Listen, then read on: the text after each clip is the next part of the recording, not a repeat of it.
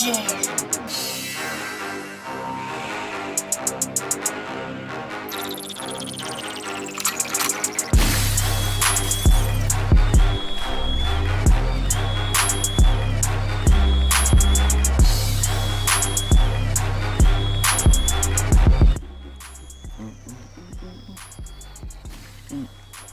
yeah, this is my thing. That's my beat. What up, y'all? Welcome to another episode of Pierre's Panic Room. You know how we do. We always have the flyers guest up on here, and this today no flyer. We can't get no flyer in this right here, brother. But before I go on with the show, let me read some of the comments, y'all. Boy, y'all some janky folks in here, boy. Y'all be leaving some hellified comments. The show I had with my man Pastor Troy, XAYE24 writes, "Man, I have been sleeping on Pierre. This dude's funny as hell." Oh, okay. Well, I like that then. That's a good one. Okay. Thank you, XAYE24, for saying that you've been sleeping on me. And if it's a female, you can sleep with me. So don't worry about that. Okay. All right. This next show is from Me Versus Myself. That's right. I did myself. It's from Scrapper D. All right. Scrapper D. All right. Here we go. Yo, Pierre, I know it would be damn near impossible, but you should try to get Halle Berry on the show. That shit would be lit. All right, yeah. You, how about you? You had a better chance of getting there, man. She's fine. She out of this atmosphere right now. I can't do much with her right now. But I will make an attempt to hit her in the DM and see what she gonna do. All right, this is from the Jack Thriller episode. This man XX_rude_dog_XX. All right, Pierre, Hollywood failed you, brother. I have no idea why, but they did. You're one of the best. Oh man, there's some good ones. Usually y'all give me some janky ones. Thank you, XX_rude_dog_XXX. Hey brother, I appreciate it, man. Thank you so much. All right, y'all. I'm excited about this next guest, as I am all my guests, but this one's extra, man. I had to really hunt this brother down. He's always busy, always doing stuff for the community and for his career, man. You know, you already seen the label. Y'all know who it is. I ain't gonna say much about him. To me, the king of the South, man, when it comes to rapping and damn near activism and anything else, man. Let's give it up for the one and only Mr. T.I. Let's go, T.I. Let's go. Hey, woo, woo, woo. What there it is right there. Look at that boy. Look at that boy. Looking like new money. Look at that man. Well, okay. Go good, brother. Have a seat. Have a seat, man. Damn. Give me time. Damn. Okay, my bad. Oh, you right. Give him time. Shit. All right, here we go. Look at you, brother. You got the fashion. Is that some Oku? This is actually not. This isn't a coup. Okay. I should have wore a coup though. Yeah, man. That's what you come on. Yeah, I should have wore a coup. A businessman like yourself should know better. I just figured one too many people gonna see this shit, so it didn't matter that much. I like it, brother. You about right. No, come on, man. It's Greg Lauren. It's actually Ralph Lauren's. It's actually Ralph Lauren's nephew. Hold on. That's a white man, brother? Yeah, this you is got a white man. The white man's clothes on your back, brother? Actually, I don't know. He might be mixed with something. I don't really know. But that's right. But he takes all of Ralph Lauren's old stuff that he didn't sell and kind of rips it up and makes it new. So I like it because it's, you know, all right, it's a little different. Yeah, man. All right, well, before the show starts off, let me get some words out for myself. Disingenuous, extrapolate, reevaluate, congruently, and pontificate. Okay. Because what you ain't gonna be the only one. Like the last one, pontificate. Because you won't be the only one using big ass words. What these words mean? No, I don't need to know, but I'm gonna use them. I'm just asking you, do you know what they mean? You know what? Why I will know? What? I got my damn dictionary, nigga. What you're not about to do is embarrass me on my own show with some words. So as you speak, brother, I will be looking if I don't understand. And I'm gonna do the best I can to keep it, you know what I'm saying, on the 3rd, 4th grade level. Oh, I appreciate that. I'm gonna do the best I can. Nah, I'm just joking, man. Like, to be honest with you, I just like to speak where people understand me. And if I say something that you don't understand, right, then just ask me and I'll tell you. Right. That's where I learn that's where I get my vernacular. Right. But you know, it's funny, you tell me, I'm not from the South, and it seems like Southern people sometimes, some of the young brothers don't speak with full English words. They break them up. So for someone like yourself to use those words. Yeah, I'm an anomaly. On the motherfucking bullshit, me, nigga. It's in the A's. It's in the A's. Nah, man, I think that, you know, your upbringing? Was it your upbringing, your parents or something? Man, to be honest with you, I've always just loved to learn. You know what I mean? I've always loved to learn. And I was challenged in high school by my literature teacher. Her name was Miss Pearson. Miss Pearson, okay. At Douglas High. So I used to run the hallways. I was just a real regular kid, unapologetic badass. Right. And she challenged me. She knew I liked to rap, and she said, "Do you know this can make you a better rapper?" And I'm like, "How?" And she said, "Well, the more words you know, the more words you can use." And then she taught me things like you know, double entendres, metaphors, similes, onomatopoeia, you know what I'm saying? That kind of stuff. And I actually made a pretty good grade in her class. You know what's funny? I'm an East Coast bro. You know, in my music, I like East Coast rap. So I came up with Big Daddy Kane and all of them, and Rakim. And I like, you know, I like people word play and taking 3 words and make it 1 word and so forth. And I felt like you came from that cut of cloth. You know what I'm saying? You know, I could tell when you rap, you try to use bigger words or make 3 words.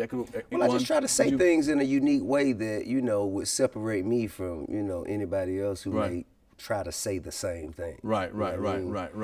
But you weren't. But some of the rappers now. Did you come up with Outkast and all of them? Of course I did. Okay, so you came up with the Dungeon. That's the Family Holy Crew. Grail down here. Okay, you know what I mean? okay. But then I had some people, you know, some rappers who don't speak, you know, like you do. How did you not fall into that trap of saying that's hot? I want to do something different. Well, I think to be honest, this is the only me I know how to be. You know what I'm saying? So I just. How I speak to you on this interview is the same way I speak if you met me getting out my car at the gas station. I just am who I am, and I like to maintain that on songs, in person, in interviews. I'm just unapologetically myself. Okay.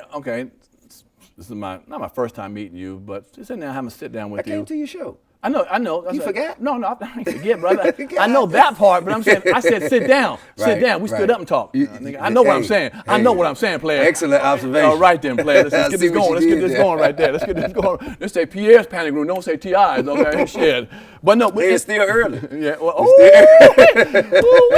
But with that being said, all right, what do you like people to call you? Tip, T.I., Clifford? People who know me, well, no one calls me Clifford, I'm going to tell you that. No, okay. Like, you know, yes, sir. Judges and, you know, Bill Clinton. Right. Call you. But nah, I think people who know me personally call me Tip. Like, that's what my mom calls me. That's what all my best friends and, you know, everyone who knows me outside of the entertainment industry, they all call me Tip. Tip, okay. But people who, like, know me from entertainment or people who know me as a celebrity first, they call me T.I. Right, that's because when I was texting you, I was like, is it Tip or T.I.? Tip or T.I.? Yeah. I didn't want you to be like, nigga, you don't know me like that, man. Come on, son. Nah, man, it just really. So I was like, it's a preference. It's really like, you know what I'm saying? I think I've grown fond of both of them. Like at first, I was kind of like hesitant to answer to T.I. And every now and again, like, you know what I'm saying, when my friends or my friends or family catch me acting Hollywood, they be like, all right, T.I. You know what I'm saying? Okay. That's how that came. Okay. Yeah. So at a young age, you wanted to be a rapper. What age did you feel like you wanted to be a rapper? You said running the hallway. That's pretty young. Man, to be honest with you, man, I started this dream probably about 10, 10 years old. Right. As soon as I learned that, okay, so the first song I remember rapping to myself or rapping out loud, I should say, is LL Cool J, I'm Bad. Oh, nice. Yeah. Nice. Okay. Nobody can rap quite like I can. I take a muscle-bound man, put his face in the sand. Right. So I used to do that performing for my uncles and all my older counterparts in my family, you know what I'm saying, just trying to fit in and be cool, you know. And my uncles used to let me stay up late and hang out with them and their homeboys, sip out their beer, you know what I'm saying? Right. So, you know, it made me feel like much more mature that I was able to do something that other cats my age wasn't really into. Right. And then it was a test day. So at school, I think it's 2nd grade. Okay. I'm taking a test. And I finished before everyone else. And I remember my uncle told me if he get another call from that school about me showing my ass, I was gonna get it. So I had to find a way to occupy my mind and not disrupt the rest of the class, even though I was finished way before they were. And so I just said, let me see if I can write my own rap.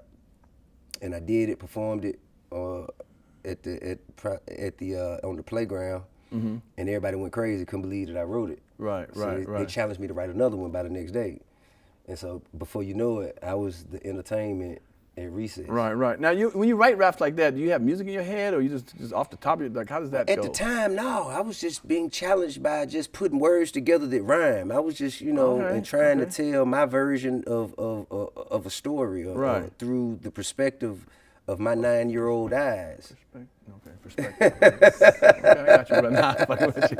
I'm gonna get you, boy. I'm gonna get you. No, now, okay. You say you grew up in Atlanta, but are we talking one of them Atlanta like, way out in Marietta or out in, or you was growing up in the city, I'm in the from city? Bankhead. From Bankhead. Yeah, I'm from Bankhead. I'm from the West Side, Zone 1.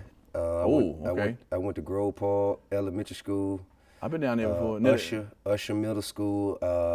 I went to West Fulton for a day. I went to West Fulton when it was a middle school for one day. They pulled me out of there. I went to Woodland Middle School. I went to Riverdale Middle School, which is the outskirts. They tried to move me out, get a better life. Then I got kicked out of all Clayton County school I systems. was about to say, you've been kicked out of a lot of schools. I went to McNair Middle School in College Park. I went to about 25 schools. Really, bro? You was a little bad seed, I guess. My nickname is Lil Badass Tip from Bankhead. That's really my nickname. Like a pimp named Slickback. Right. I was Lil Badass Tip from Bankhead. Did you come up with anybody we know in your neighborhood? 'Cause you did a lot of moving, so did you run into people? Me and The Dream. If you're familiar with The Dream. The producer, music producer? Yeah, he's a music producer, songwriter, produced for Kanye. Right. Beyonce, Jay, you know what I'm saying? That's dope. Rihanna. Right. Oh yeah. He and I, we live in the same, he from Bankhead too. So he and I went to elementary school together, rode the same school bus. Okay. But the thing is, when he got off the school bus, he went straight in the house, like straight in the house. Right. He had like a real strict grandfather and didn't play that shit. He got his ass straight from the bus stop, straight in the house, and we wouldn't see him no more till the next morning at the bus stop. Right. Well, he had a dream, you know. He did. He had a dream. So the streets worked wasn't gonna out. do it. Shit Right. Well, shit worked out for you too. You know what I'm saying? You know, it's still going. Yeah. It's still. Now, how was your family dynamic? Was your father around? Your mother and father around when you growing up, or how'd that roll with? I know my father. My father lived in New York City, and I spent a lot of time in New York too, which kind of is how I kind of got turned on to a lot of old school, early stages of hip hop. Okay. So I was exposed. Me and my pops, we used to walk on Broadway. Me, him, my little brother, my sisters.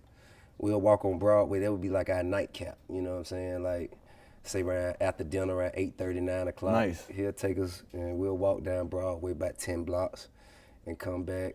And so I saw a lot of, mixtapes when they were selling like Run G, Kid Capri, DJ Clue. Hell yeah, okay. Those mixtapes and stuff. So I used to get those and listen to them, and they were playing. I was being exposed to stuff that I had never heard in Atlanta before. So I like to consider myself a trafficker of culture. You know what I'm saying? I like that. I would bring out everything from Benetton to, just lottos, like everything that wasn't going on down here. Right. I would Bart Simpson shirts. I'd come down after I spent the summer with my pops and bring this back down to Atlanta. And the shit that I was having, they wasn't having for another 6 months to a year. Right. And so, that turned me on to a lot of music, a lot of fashion, and just a different lifestyle. Right. Well, you had to have a dope eye in fashion too, because some people could have clowned you with the shit you had on. Like, what the fuck you got on? Of course. I mean, it was some of that. It was some of that. But you know what I'm saying? Like I could fight too. Well, that's always good. Yeah. That's a nice equalizer. Yeah, but the thing is, I think especially when you my size, like just people knowing that you will fight. Right. I think is the. She was that one ass. All you gotta do is go into whoop ass one time. Yeah. And the message has been sent. Or fight somebody like 2-3 times your size. It's like, damn, he ain't back down from that. You see so what he I'm will saying? fight. Right. Yeah, he will fight. He will fight. And I think me and God is good enough to get through anything. So I just always left it in God's hands. I feel you. Using my own though. Right. No, when God gave you them hands to do what you're doing. You dig what I'm saying? There it is. Whatever needs to be done. Do you feel like you're an old soul when you were always a young old soul? That's why you brought the different vision to your rap and your stories and stuff. You know what I'm saying? Opposed to some of I hate to say candy ass rappers. I ain't gonna do that. But you know what I'm saying? I feel like you maybe more mature than your age when you got into hip hop. From the history. I believe so, and not taking anything away from anyone else. You know what I'm saying? But I was born to a father that was 50 years older than me. Like he was 50 years old when he had me. Hell yeah, okay. So I didn't. As a child, like I didn't play a lot of sports.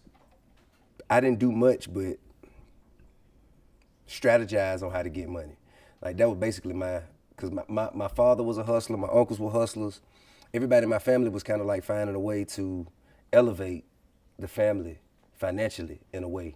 That was Right, everybody. right, Everybody around me who I was looking at is like, man, I got time to do that shit. I gotta, gotta get some money. Gotta, So right. that was instilled in me. Like one of the first lessons that my father taught me was a man supposed to keep money in his pocket. Okay. You know what I'm saying? Something Like that was like, and that was like 3 years old. So early on, Damn. I just developed a passion for entrepreneurship. You know what I'm saying? So I started selling candy when I was like in 4th grade. Like that. You know what I mean? And I became the little dude that my cousins or aunts or that like you could borrow money from me. Wow. You know what yeah, I'm that kind of saying? little change with you. Okay, Yeah, a little okay. bit, you know what I'm saying? Yeah, They used to keep me a few $100s, stash. $100, here and there. yeah, Yeah, a few $100s here and there. I learned very early that my parents, my mom, who was, Section 8 food stamps, welfare, Right. she couldn't buy me the things that You wanted, right. my taste desired. So I knew I had to figure out a way for myself. And, my pops instilled in me early to take care of my mom, take care of my family, and keep some money in my pocket. And you went from candy to Crack. Fuck it then. We'll go right to it and shit. Yeah, Right, I went right. straight from candy to crack. When you was out there doing that, did you have any fear of going to jail or getting caught? Your parents? Nah, man, I never had any fear of going to jail or anything. I think I was so young and just stupid. Okay. And then it was so early on, I think, in the crack era that the consequences hadn't caught up to the actions yet. Okay. You know what I mean? So I was too dumb to be scared. And what age was you, like 14? 13, Wow. 14, Yeah, something like yeah. that. Sixth grade. You had to carry a tool with you at all? I learned that I needed one. At what age did you have to do that? 13, 14. Damn, okay. No, look, so, okay, I'll tell you what happened. Okay, so I was pretty much a straight A student up until middle school, and I was introduced to the drug trade and whatnot by older kids who was like high school, maybe Right. even dropped out or Right. whatnot. But they knew me as the little kid who sold the candy, and I kept paper on me. And when I started selling dope, I immediately began to feel like I was missing out when I went to school. Like the cats who staying out of school is out making money, Right. and I'm in school missing out, right? Okay. So one day I decided to skip school Okay. so I could, Hang out with the hustle. boys. Not hang out with the boys. I was on a mission. I was hustling. Well, okay. You know what I mean? Right. And so I'm playing. So my cover was I'm playing Street Fighter in this. It was a restaurant, a barbecue restaurant in a plaza right in front of my apartments, named Mr. Soul. I still remember the name, Mr. Soul. Right. Mr. Soul had the new Street Fighter game, so I'd be playing the game in the midst of watching out for potential customers. So I come outside. Nobody ever wanted to buy crack from me because I was so small. I guess I reminded them of their children. Like, Wow. You know what I'm saying? Okay, Like okay, nobody. yeah, It was right. always A little boy. a task, Yeah. And a car pulls up, and if anybody ever trapped in a trap in Atlanta, the thing is you run up and you hold your hands out, show them what you got. Right. You know what I'm saying? Right. They look. And they choose who they want to choose from. And so I did that, ran up, held my hand out, and I looked around and I noticed I'm the only one at the car. I'm like, oh yeah, this is great. So I'm like, well, he said, what you got? I'm like, man, I got dimes. And then he looking, and then he started looking around, and then he said, police, and he slapped my hand. And I looked around, and I go back at Mr. Soul to hide from the police, and I look up, everybody laughing. Man, ain't no motherfucking police. The man just took all my dope I had in my hand. Wow. And he riding down and getting on the highway. And that's when I learned, man, you gonna need a tool. Right. Did you start rapping, and were you still selling drugs when you was rapping? Or how did that merge? You said, "No, I'm gonna leave that alone, hit the rap game." Okay, so that's a lengthy question. So We got time. I said, Fuck what you meant. so I started in the drug trade Right. as a teenager, and I was introduced, to some people who put me in the studio. So that kind of, I shut it down. Cool. And I had a dream. Crisscross and Jermaine Dupri, they showed me that, I ain't got to wait till I get older. There you go. That's what I thought. I thought I had to wait. To be a rapper. Right. Until I officially. got LL Cool J's age. And this was like 15 years old around this time? This was like 13. Okay, 13. All right, yeah, go ahead. something like that. 13, maybe 14. So I stopped, focused on my rap career. My resources dwindled, so I'm down to, now I'm a struggling artist at this point. And I really, even as a kid, I just wasn't used to not having money in my pocket and like living off of whatever an allowance is. Right, You know, I sure. just wasn't used to that. And so I started recording the demo. They put me in the studio. I did like 4 or 5 songs, and we shopped it around the record labels. They wasn't hearing it, because I was still talking about like grown-up shit that you probably wouldn't want to hear your 13, kids 14. listen to. Oh, Yeah, okay, you know what I okay, go mean? ahead. And when that didn't work, I kind of got discouraged and dove head first back into the streets again. Right, right. And it wasn't until like Master P came out that I was like, you know what? I have another angle at it. You know, then I was hustling to sell shit out my trunk. Right. And before that happened, I was introduced to KP from LaFace, and I got signed. Now, did you have your own flow even when you started, or did you was you mimicking people before you got to who you felt, you were? I mean, I had my own story. Okay. But I do feel like I may have picked up like some flow from people like Snoop and, you know what I'm saying, people that I admired at the time. Right. Comedians do the same shit. Comedians do the same shit. You know, Right. trying to talk like Kevin Hart and shit. All night long. Like, nigga, come on, bro. You know, the fuck is going on here? Okay, cool. So then when you got signed, it's like you moved kind of quickly though with your career. Yeah, like, it you would know, look like that to the first untrained eye. Okay. Nah, Yeah. man. Actually, man, it didn't go very well for me at all at first. You know, I released the album on LaFace Records, my first album, I'm Serious, which this is the 20th anniversary. Right. I'm Serious. Right. I do know that. And it didn't quite receive the attention from the label that it deserved, or that I felt it deserved. Most artists say that. You know what I mean? Well, nah, some of 50 Cent can't say that. You dig what I'm saying? Okay. You know, some of But when Nelly can't say that. But when the album doesn't do well, that's what we normally say. Listen to the album now. You It know wasn't what? You're really right top about that. notch. That's what I'm here for. You're right, but but it definitely was. If you, in comparison to other things that were going on, Right. and considering where music went, Right. I believe that it was definitely ahead of its time. Okay. And another thing, people said that they couldn't tell where I was from because of how I was rapping, because I was so lyrical. People just couldn't tell I was from Atlanta. You know what I'm saying? Right. But this one song that I had on there, it was actually 2 songs that got a lot of attention. One of them was Still Ain't Forgave Myself, and the other one was Dope Boys. And Dope Boys and Trap Niggas was, that's what really got people to calling me to come do shows in Jacksonville and Chattanooga and Memphis and Carolinas and Montgomery, Right, Birmingham. And I began to swell from there. And what I noticed was everyone who, so at this time, let me just frame it. At this time, LA had sold LaFace and he became the president of Arista. When he sold LaFace, I mean, he moved from, so LaFace office in Atlanta that I was used to going to, getting things done, shut down. Right. Now there's a commute from here to New York to get things done. New York, okay. Yeah.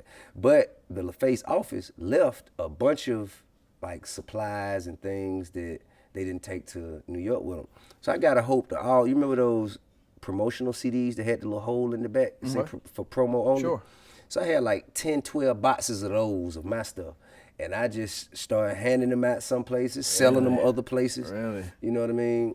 And then when some mom and pop stores, they would say, hey man, we ran out of your CD, you sold out in this store, and we trying to restock, and they late. I'm like, man, I got a box, what you need? Right. And I'm like, what price they give you? Well, I do it for, and I just kind of created a name for myself.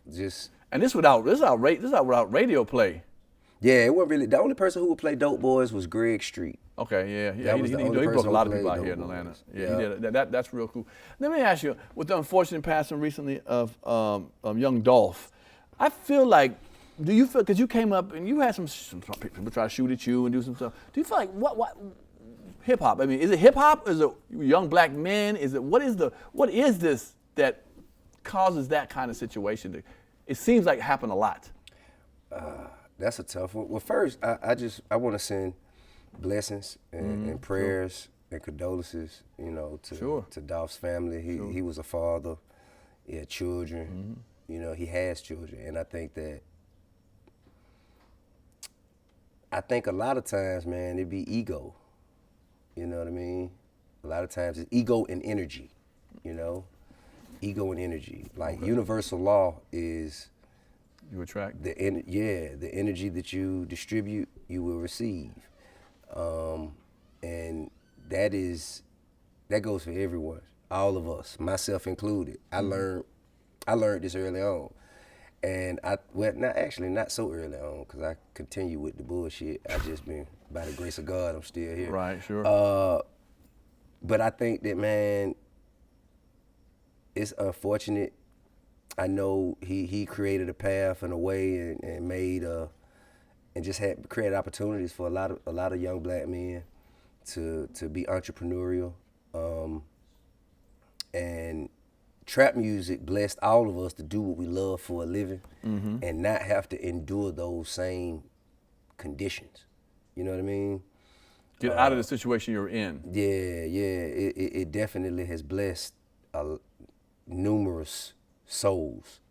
Do you think it cursed some of them too at the same time because of that? Well, I mean, jealousy, back to hatred? universal law. Right. Universal law states there can be no good without bad, no up without down, no dark without light.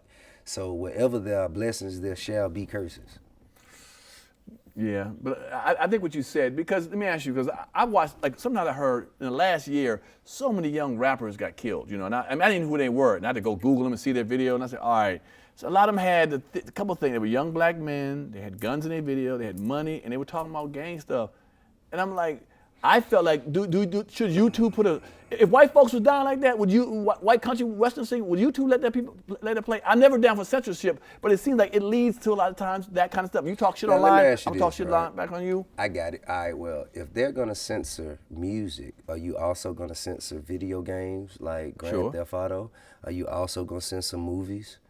But let me ask you a question. But if I say, T.I., I wouldn't say that, is a bitch, and then fuck you and your whole family, that ain't no video game. Your boy's gonna say, you heard what he said? And you gonna come at me, and then I'm gonna look for you, and now it could be something that's like, damn. You don't get that with video games, though. I've been there. Well,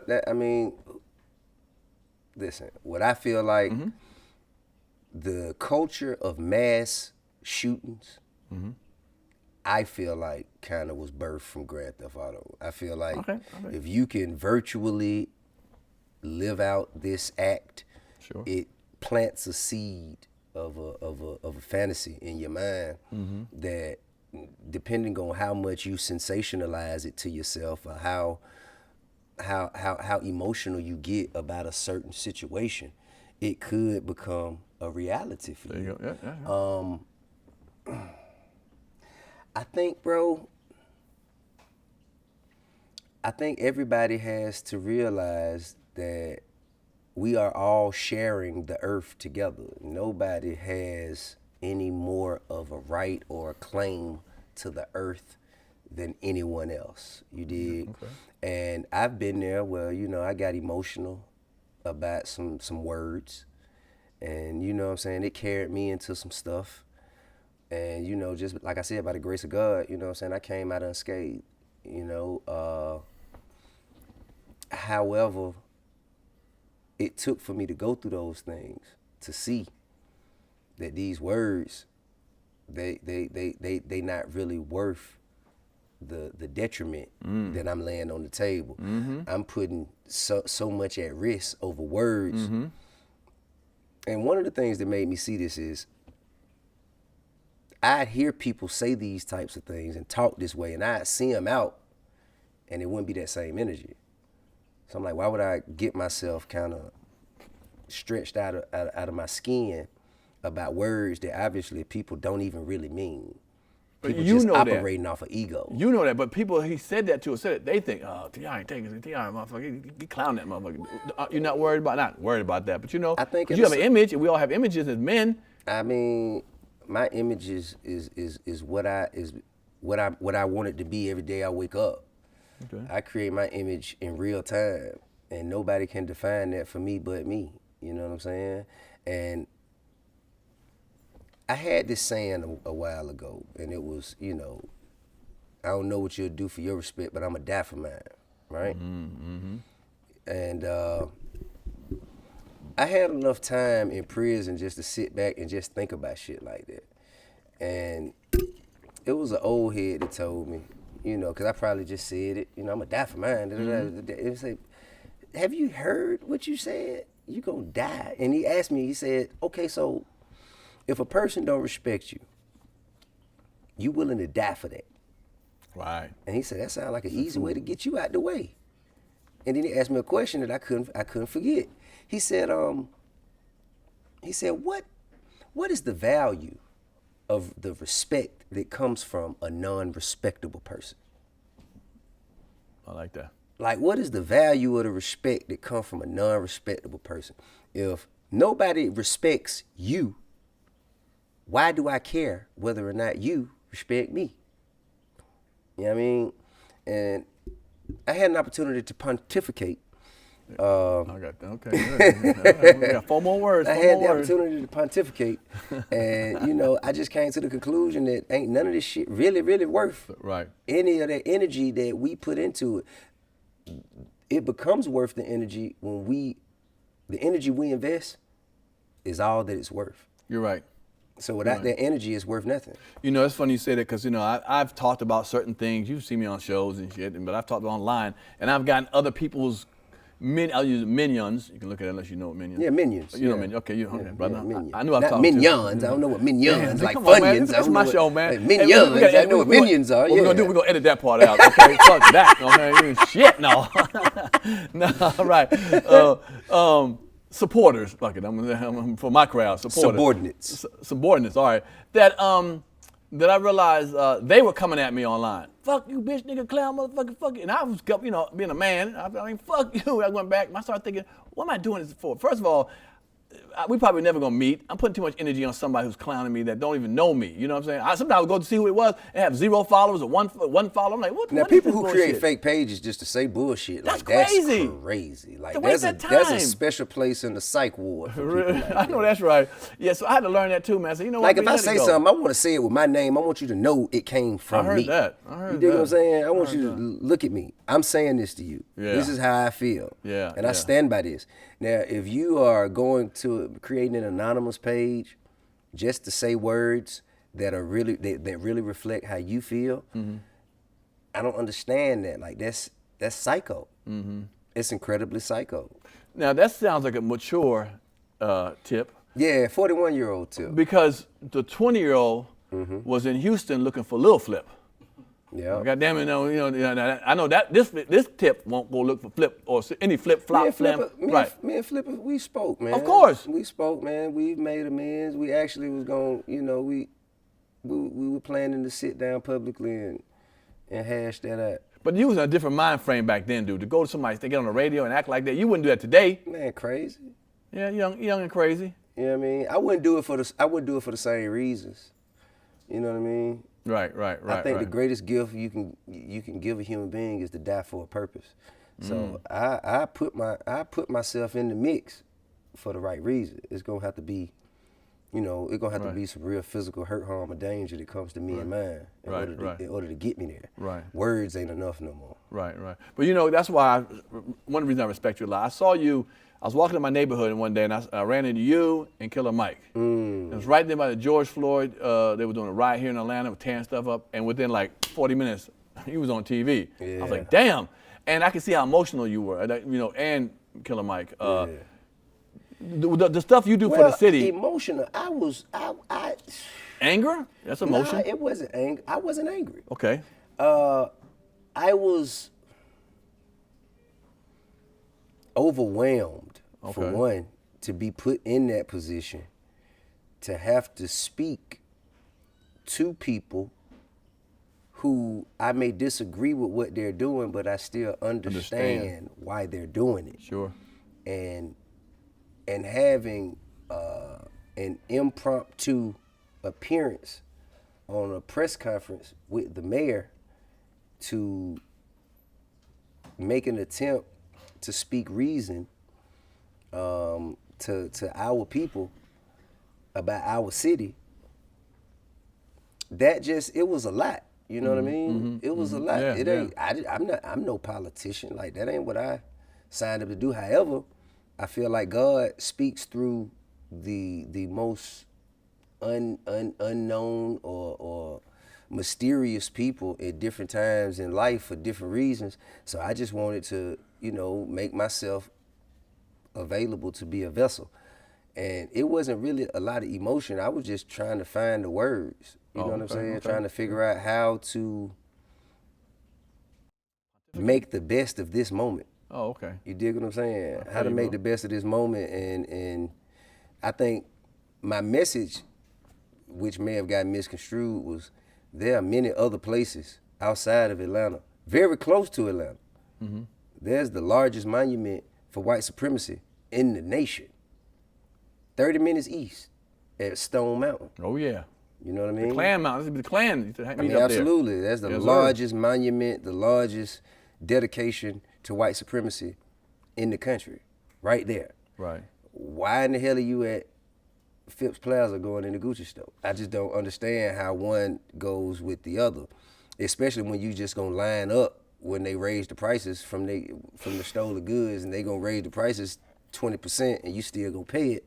I just don't understand what the logic lies within that. Well, and there's also another monument, which is Marietta Square, 75 North, where black people were hung. And that still is there. So I don't understand why this outrage wasn't properly directed at the places that deserve it. You know what I mean? That's all. That was my only thing. Not saying, and maybe I didn't word it correctly. Right. But not to say that we should not be outraged, but I think what we do with that rage, I feel, is incredibly important. Right, and I respect that. But you're talking about young black people that were running into some of those stores, taking stuff out. Certainly. Well, they idolize people like yourself. Those ain't liquor store glasses. I don't think those are. Those ain't liquor store glasses. They might be. I won't tell.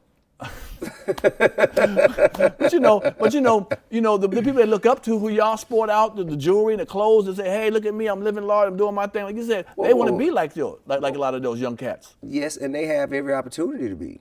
They have every opportunity to be, but they have to. Breaking the door and grabbing that shit would have me looking like that you. ain't going, nope, for 30 minutes. Well, maybe for 30 minutes. Yeah. But what I'm saying is, people look at the result. They don't look at the work that went into becoming this result, to achieving this result. Sure. So if you look at me today, without looking at me all the times I slept on the floor and, just did without, because once I got signed, I never went back to selling drugs. Right. You know what I mean? I never wanted to disrespect my blessing by going against it, doing something that could basically could be detrimental to what you were. Ooh, okay, come on, I got you. We here now. We here. Yeah. But doing things that could compromise it. So yeah, I never, you know what I mean. But at the same time, it's kind of, to me, man, trap music is kind of like Alcoholics Anonymous. You dig? Okay. Okay. So trap music to me, an alcoholic, if he's a recovering alcoholic and he's gone through the steps and he's kicked his habit, it could be 12 years, 2 years, 20 years. He could still remember how alcohol tastes. He could describe it to you. Yeah. He could tell you the last time he was drunk. He could tell you about all of the times that led up to him seeking recovery. And he earned the right to speak on these things because that's his testimony. Right, sure. He earned that right. Sure. And the same way he can still speak on those things, even though he's not having a drink and hadn't had a drink in years. And the same way he can do that is the same way we could talk about the things that we used to do, and we could still, create trap music. Now, with you being an activist as much as you are, I applaud you for that. Thank you. I wouldn't call myself, I'm active, but I wouldn't call myself an activist. Why would you not call yourself an activist? Well, I think because, man, there's people who really sacrifice their luxuries in their life. They live far more modest lifestyles, and You can't be a rich activist? I think that's like an oxymoron to a certain degree, I believe. That's just what I think. I don't know. Yeah, that's true. I can see that. I mean, I'm active, right. and I would like to support people who are grassroots organizers, boots on the ground. I will get front line for a cause. And it could hurt your career, though.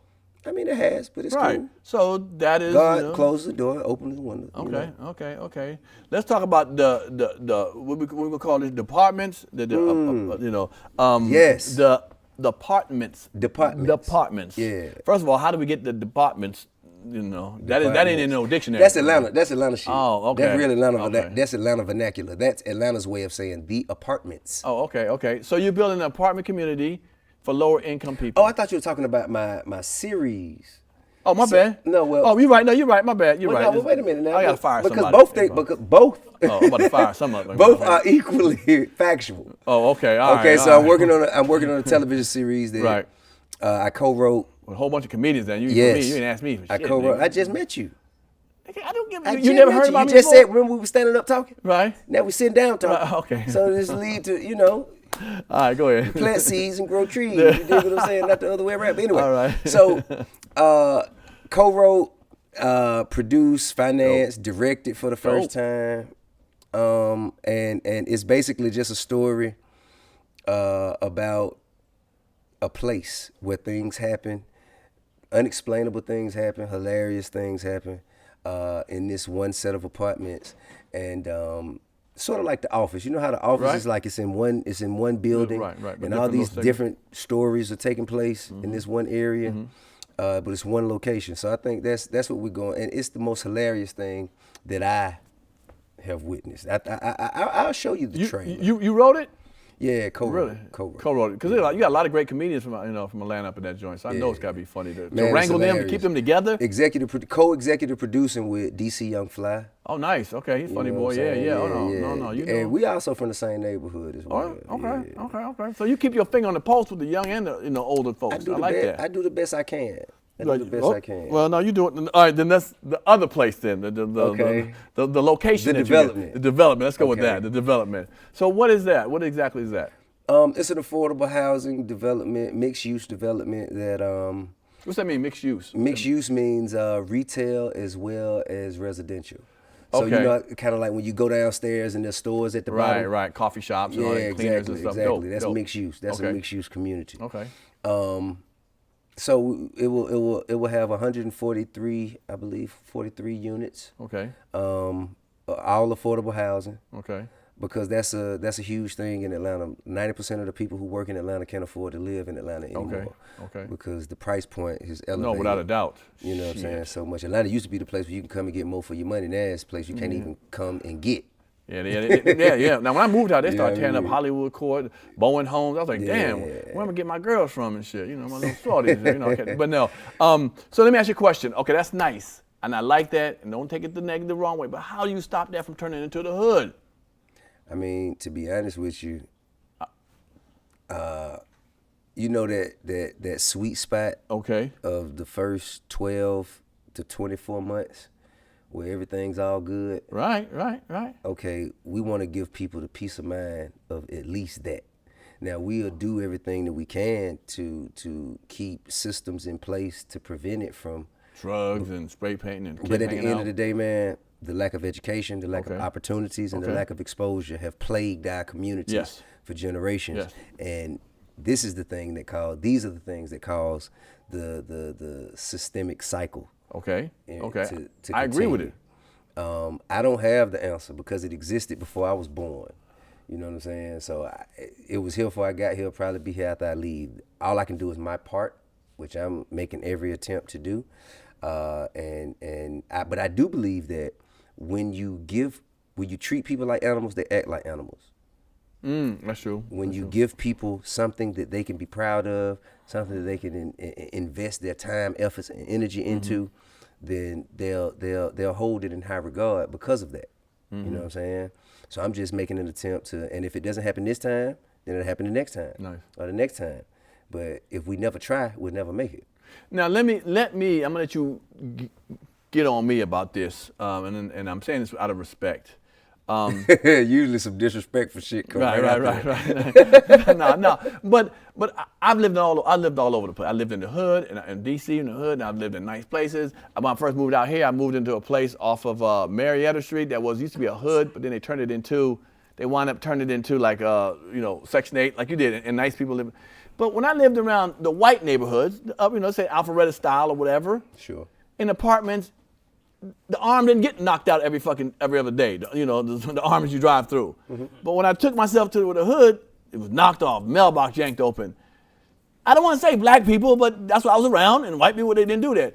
So I know you said well, it didn't happen when I was around white folks, so just tell me what. I just told you. I would say what you just said is how they teach. So education, opportunity, and exposure. Shit. Most black people who knocked down the arms hadn't been exposed to communities that had arms before, they didn't know how to treat it with respect for the first few months, years, or however long. So that is something that had to be, like we had to adjust to that. You know what I mean? Because most times, even when there were gates up, like, okay, so when gates go up in rich white people neighborhoods, it feels like it's to keep the riffraff out, right? Mm-hmm, mm-hmm. But when gates go up in our neighborhoods, it kind of seems like it's to keep the riffraff in. You dig what I'm saying? So I think a lot of that energy, it goes into how people behave. People know when they're being when you're being condescending toward them. People can sense when you're just playing on their intelligence. Mm-hmm. You know what I'm saying? But I like what you said. Or the lack thereof. Right. I like what you said. If they tear it up, we're gonna fix it again. We're gonna fix it back up again. Listen. Until they learn. Man, if they keep seeing nicer shit, and they be like, you know what? I ain't gonna stop. I'm gonna stop fucking with this shit up. You know what I'm saying? I'm gonna stop. I mean, sometimes you gotta do that. If we find some people who need, with no consequence, there's no correction. So boy. If true. But that we deal with that on a case by case basis. We don't just try and punish an entire community because of a few bad apples. No, you're right. You did, because as you just compared us to white communities don't do that. When white communities get a few bad apples, they cover for them, somebody talk to them, deal with them, and then we'll just continue our community moving forward. And that's the same thing we got to do. There you go. We can't just say, okay, well, let's stop building, let's stop growing, let's stop evolving, because there's a few of us that don't really see the value in progression. We can't do that. No, you're right. I just moved back to Maryland to my father's house, and he used to have people parking in front of his house, in front of his driveway, because the apartment complex actually inside the neighborhood, and it's supposed to be 25 miles an hour because this is a main street to going in, but people are doing 65 miles an hour. And I went and talked to the mayor, the police chief, the council member, and I got speed humps put in place. I got parking on our front of our street. You can't park just and walk across the street to the apartment complex because of overflow. And people were telling me, man, you're a godsend. Older people in my neighborhood, I live in a black neighborhood. It used to be mostly black.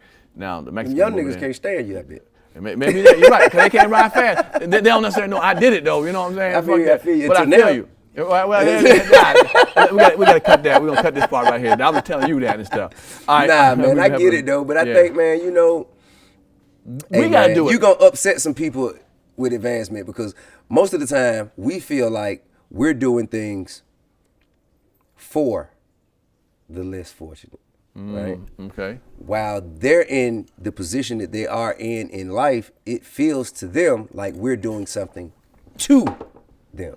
There it is. When what really needs to happen is a collaboration, so we can do something with them. Okay. You know what I mean? So I think that's what we got to grow to that point, though. All right. Well, I got a couple more questions because I know you got to go, but let's check this out. So here's one. Could you hand it to me? One of my things is. Thank you so much. You're working for him now. Okay. It was a request. Anything. It wasn't a mandate. Let me ask you a question. Let me see if I can. I've seen Family Hustle. I like the way you make your kids, get their, work for their situation and not just give them a situation a lot of times. I can respect that, because my father was like that too. I used to have to get up in the mornings, even days I was off, I didn't have to go to work. He's like, when I get up, you get up.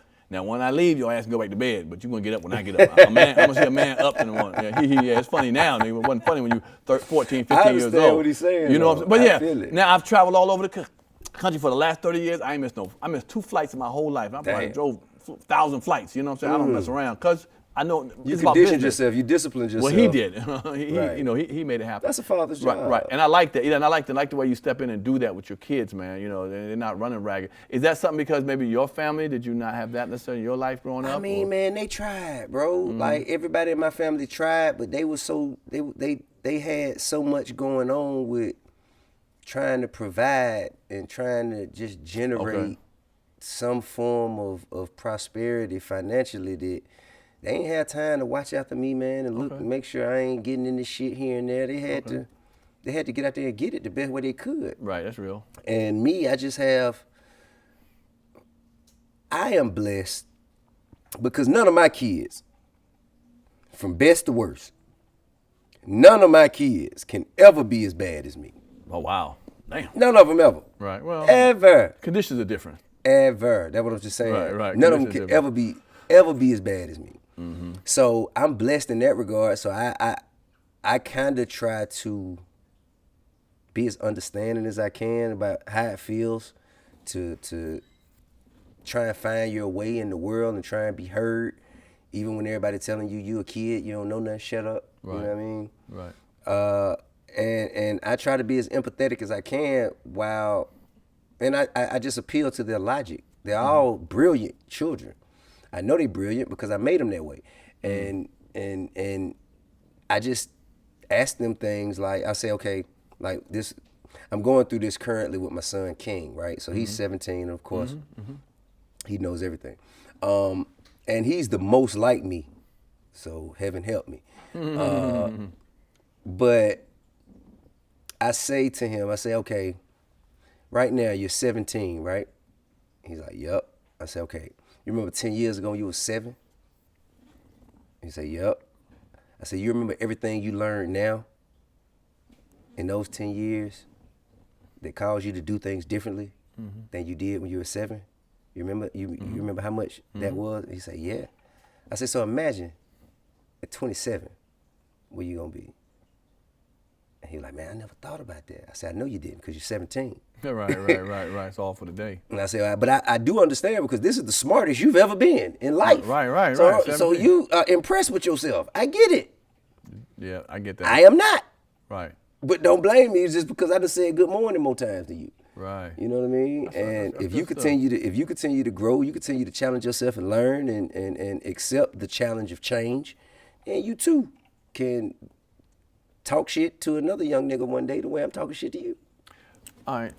How do you remain, it seems, focused, being in the public eye, all the things that's happened to you? Focused on what? You seem to be focused. On what? You ain't, I don't know, you ain't jumping off a building, you ain't screaming and yelling and stuff. It's still early. Huh? It's still early. Ain't that about a bitch? Nah, I'm just bullshit. I understand what you're saying. Yeah, because I mean, through everything in the news and everything you see, and people talking about you and this and your business, your family, your blah, blah, blah, blah. How do you, I'm a single man, and these niggas get on my nerves sometimes, okay? So I can imagine having to try to protect your family, your children, your wife, people saying stuff. How do you maintain big word. Let me get a big word. Your sanity. No, that's a little bit bigger. Come on, a little bit bigger. Yeah, a little bigger. All right, well, I'm gonna let you do it. All right. No, but that's your show. No, you're right. No, but right, your sanity. How do you really keep a fucking instead of shutting down? Man, to be honest with you, man, I believe in a higher power bigger than me. Okay. And I believe they put me here for a reason. And until they say I've completed my task, nobody is going to be able to take me away. I like that. And also I think that, so human beings are a culmination of their experiences. Shit. Okay. You know what I mean? Like, the way you are is a sum of your experiences. True. The things you've gone through have shaped and molded you, your personality, your morals, your principles into the person that you are. Right. And the person that you are is that's who you expect that's what you expect others to be.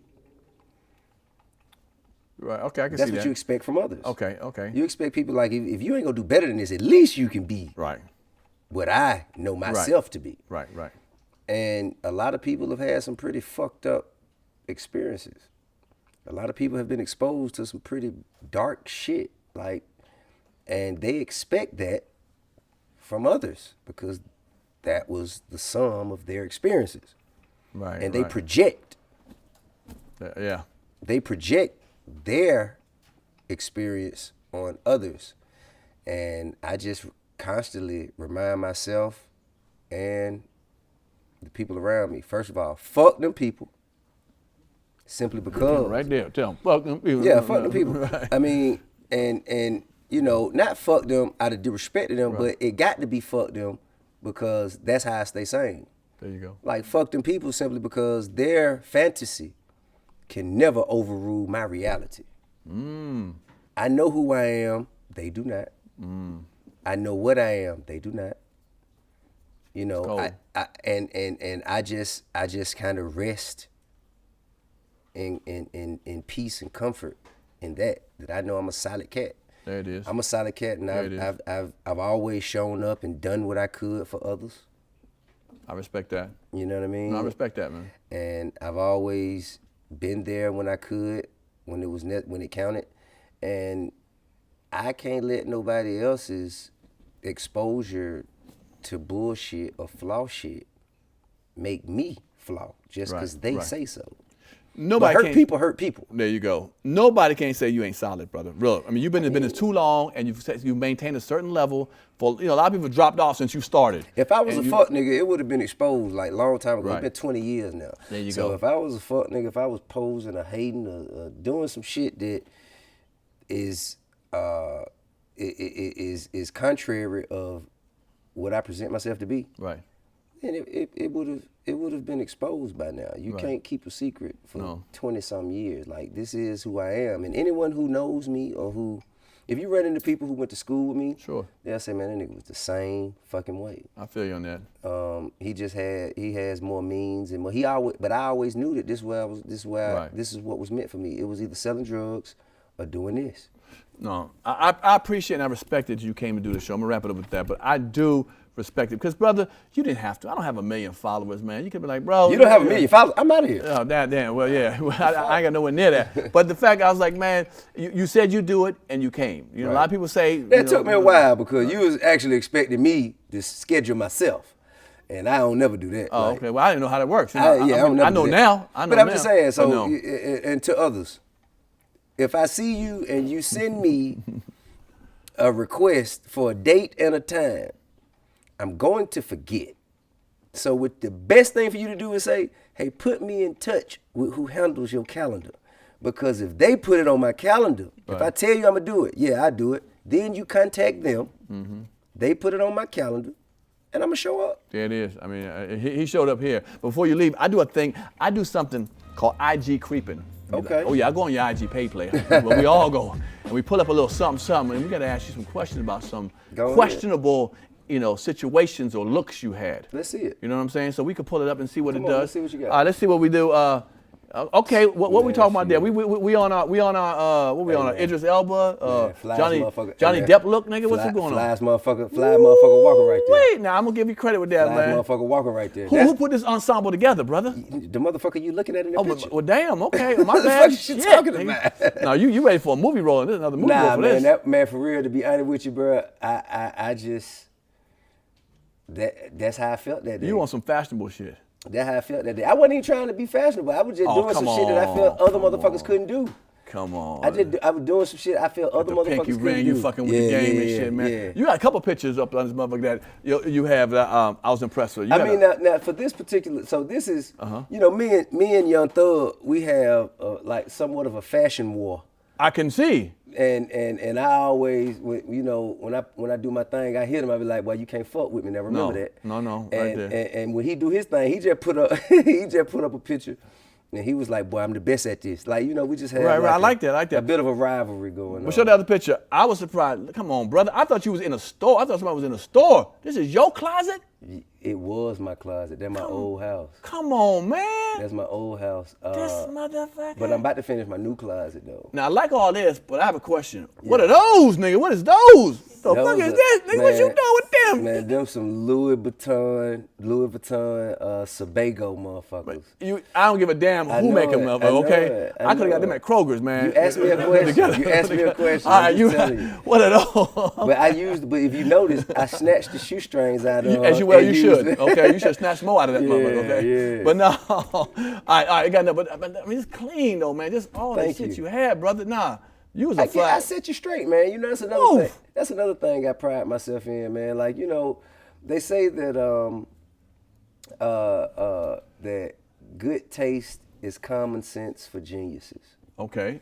So, you know, other geniuses that I find that I can, you know, share good taste with, right. Whether you need a closet like this or you need a jacket like that. Crazy.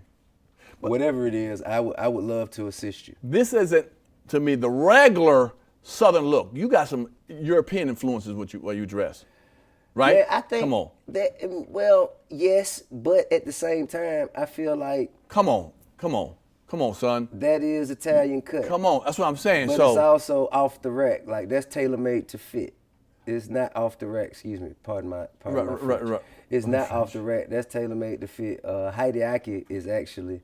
Heidi who? Heidi Aki. Nice, Heidi Aki. It's okay. a bespoke brand that I collaborate with, and they do like all my suits and shit. Man, that is wicked, brother. I'm gonna tell you, I saw that picture. I was like, damn. So yeah, you got some overseas influences with that, man. That is. Man, I just be trying to dress like my daddy, man. Like, oh really? You know what I'm saying? My pops was a fly motherfucker. Okay. You know what I'm saying? So I just. If somebody hit me and say, "Boy, you look just like your dad," I was like, "Yeah." There it is, right there. Well, you definitely fly. I mean, I can see why. I mean, I thought this person was in a store, man. I was like, you gotta be. Oh hell! Hold up. That's a little badass tip from Bankhead, right now. Do we got the golds in the back then too? Yeah, they were silver, but that's a little badass tip from Bankhead. That's right there. That's right there. Yeah. You gave that's the start of it all, right? Absolutely. I love it, man. My little freshly groomed Jerry curl. Yeah, right there you go. You got berries and juices, and I ain't mad at you, brother. Saying? You keep it going. But that's a nice little look. All right, before we get out of here, I'll play a quick game real quick, man.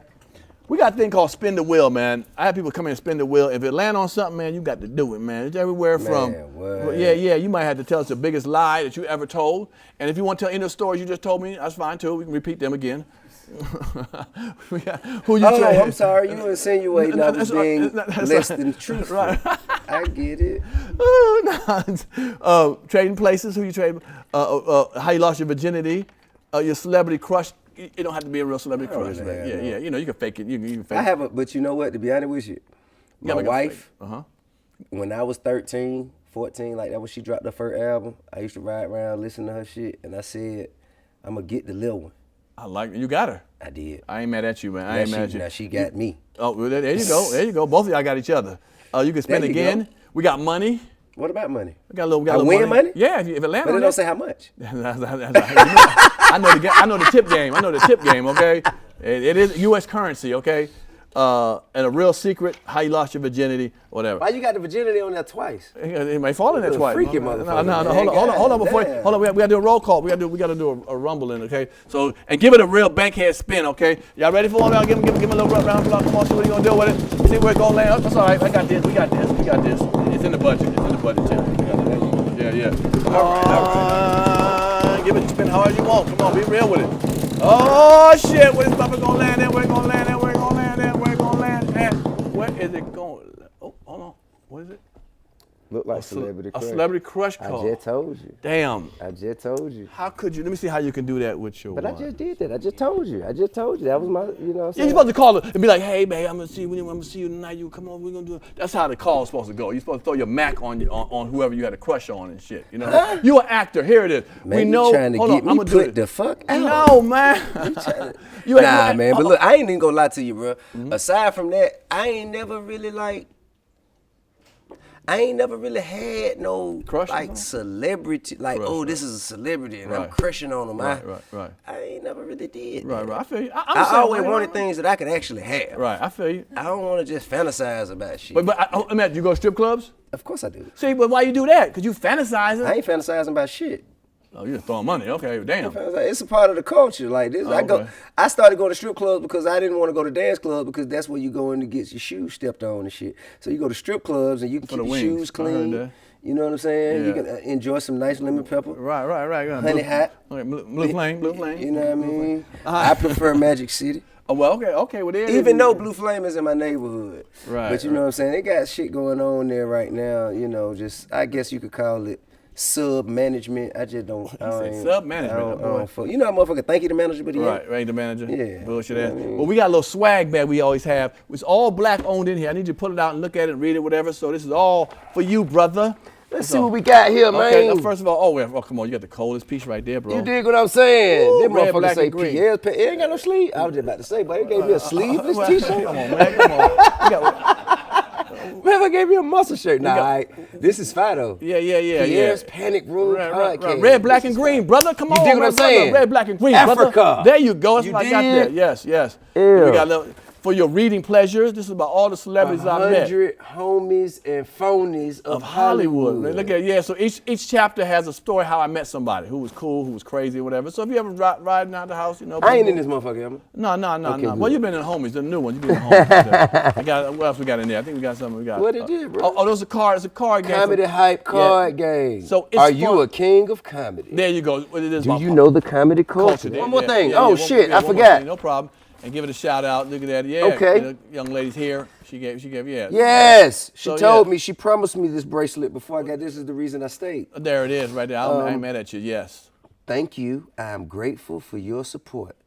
Oh, that's so sweet. Yeah, this is a dope bracelet. Yeah, too, it is. Look man. at that. What? That's fire, man. fit. Celestial Goddess gave you that, man. You dig what I'm We saying? give you gifts here, brother. Celestial What other Goddess. podcast gives you gifts, man? Actually, all of them. Oh, damn. Probably better shit than mine. But Well, you a mess, boy. I Damn. certainly appreciate it. Nah, though, it's all man. good. Hey, Thank you Tip, so man, much. thank you so much for coming on my show, brother. You Man, kept my your word, man. I pleasure. appreciate it, brother. Really, man. Somebody of your level come on my show. I appreciate it, brother. my Again, I'm pleasure. humbled by it, man. And thanks again, y'all. Look, this is Pierre's Panic Room. You know how we do every week, man. Don't forget to hit the subscribe button. Subscribe button? Yeah, subscribe button. I got Subscribe. Subscribe. Boy, I'm going to tell you, man. Subscribe button and the notification bell. Yeah. Ding, right there. All right, we do it every week here, man. We had the great Tip here today, man, and he did his thing, man. It's funny, a lot of Thank you for personality. having me. You need it. I appreciate it. This man. is much better than I thought it was gonna be. So thank Ain't you. that about a how bad you think it was? Hey man, another thing, right? So when I went to your show, Right. my wife and I, Uh-oh. we Here we still go. laugh about this shit to this very day, right? Oh, okay. I do that sometimes. People. You got a wife? No. Okay. I used to be married. You used to be married? 11 years. Well, she was married. I was for 11. I was married for 5.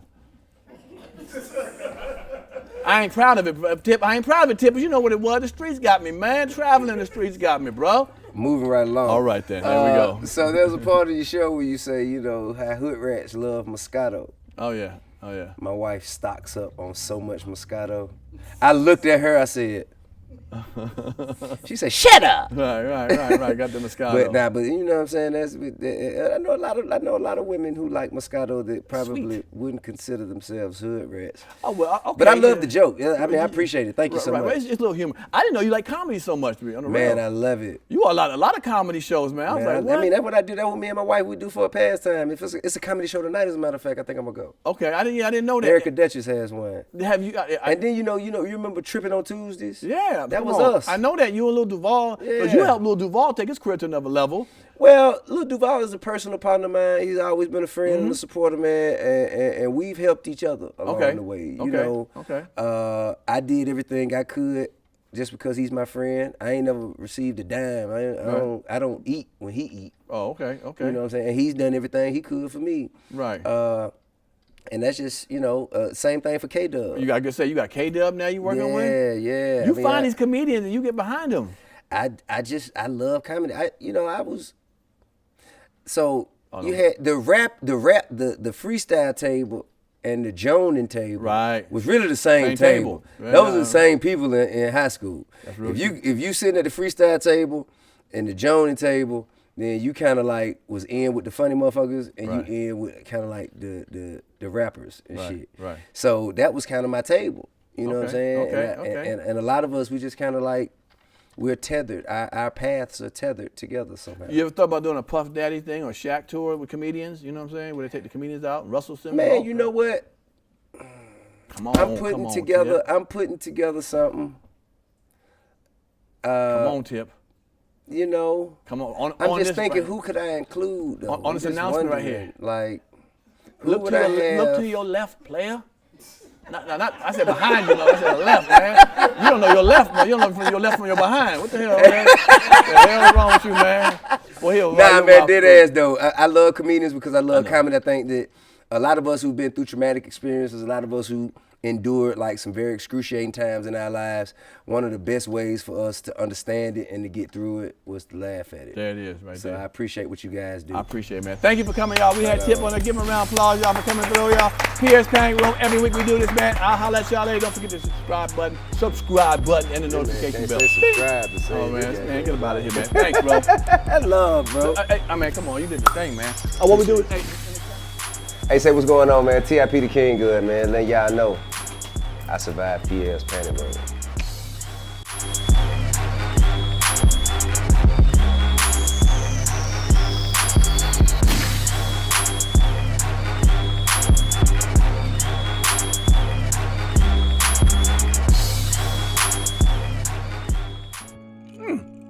If you like that show, like, subscribe, and comment below. You know, hit the notification bell. Hit the subscribe button, man. We want you around. Appreciate it.